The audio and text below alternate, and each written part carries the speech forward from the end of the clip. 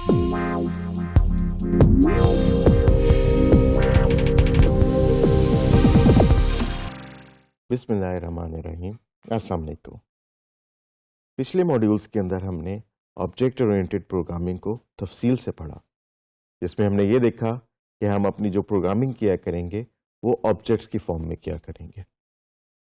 इन objects को बनाने के लिए पहले हम एक ब्लूप्रिंट बनाते हैं जिसको हम क्लास कहते हैं, और उस क्लास की बेसिस पे हम जितने चाहें ऑब्जेक्ट्स बना सकते हैं।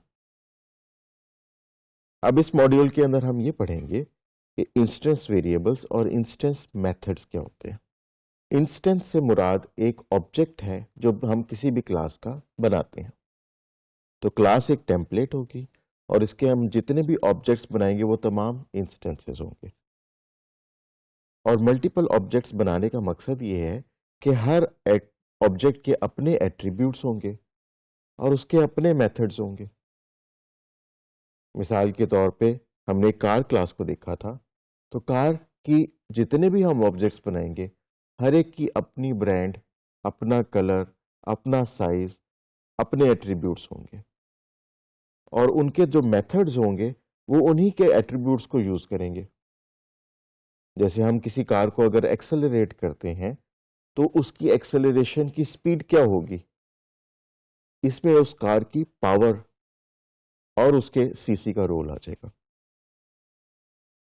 तो उम्मीद है कि आप कार बहुत तेज नहीं चलाते होंगे। तो यहां पे हमने ये देखना है कि हमारे जितने भी ऑब्जेक्ट्स उस क्लास के बनेंगे, हर ऑब्जेक्ट अपने ही डाटा को एक्सेस करे और अपने ही मेथड को एक्सेस करेगा।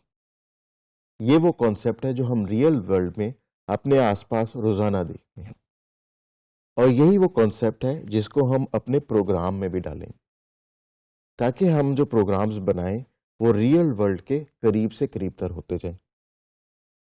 तो आइए हम जुपिटर नोटबुक पे चलते हैं और यहाँ पे देखते हैं कि हम इंस्टेंस वेरिएबल्स और इंस्टेंस मेथड्स कैसे कर सकते हैं।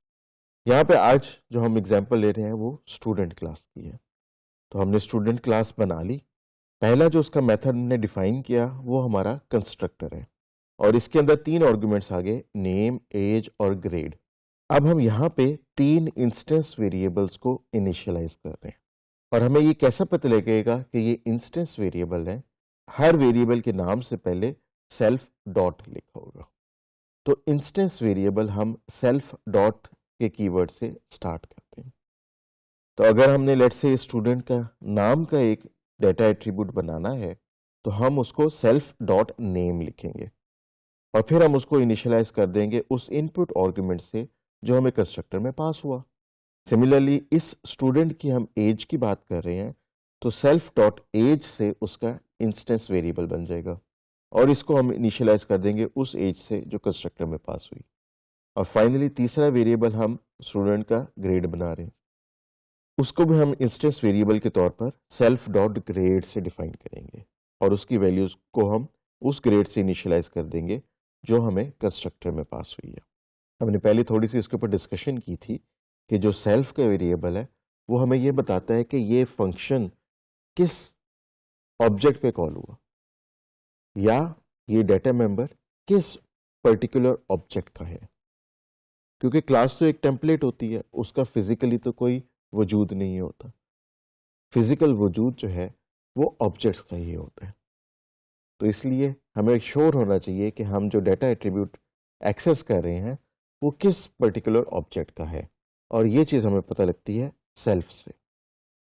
इसके बाद हमने एक मेथड बनाया डिस्प्ले इन्फो का, उसके अंदर भी सेल्फ का ऑब्जेक्ट पास हुआ। ये वही ऑब्जेक्ट है जिसके ऊपर ये फंक्शन कॉल हुआ। अब यहाँ पे हम प्रिंट कर रहे हैं स्टूडेंट के तीनों एट्रीब्यूट्स को, उसके नाम को, एज को और ग्रेड को, और जो एट्रीब्यूट हमने प्रिंट करने हैं वो इंस्टेंस वेरिएबल्स हैं। लिहाजा उनको प्रिंट करते हुए हम लिखेंगे self dot name, self dot age और सेल्फ डॉट ग्रेड। इस तरीके से हम इसके तीनों इंस्टेंस वेरिएबल्स को प्रिंट करवा देते हैं। फिर हम एक और मेथड बनाते हैं इज एलिजिबल के नाम से, और इसके अंदर भी हम सेल्फ का ऑब्जेक्ट पास कर रहे हैं।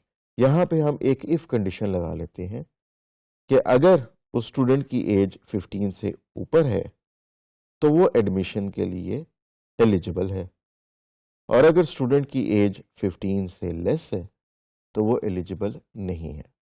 तो हम मेथड्स के अंदर मुख्तलिफ कंडीशंस भी डाल सकते हैं, लूप्स भी डाल सकते हैं, वो तमाम चीज़ें डाल सकते हैं जो हमने ट्रेडिशनल प्रोग्रामिंग में पढ़ी। और ये जो तीनों मेथड हैं ये हमारे इंस्टेंस मेथड हैं। हमें कैसे पता लग रहा है? क्योंकि उसके अंदर हम सेल्फ का ऑब्जेक्ट पास कर रहे हैं। अगर हम सेल्फ का ऑब्जेक्ट ना लिखें तो वो जो मेथड है या वो जो एट्रीब्यूट है वो उस पर्टिकुलर ऑब्जेक्ट का नहीं होगा। तो ऑब्जेक्ट ओरिएंटेड प्रोग्रामिंग जब हम करते हैं तो हम वाइड यूज़ करते हैं इंस्टेंस वेरिएबल्स का और इंस्टेंस मेथड्स का।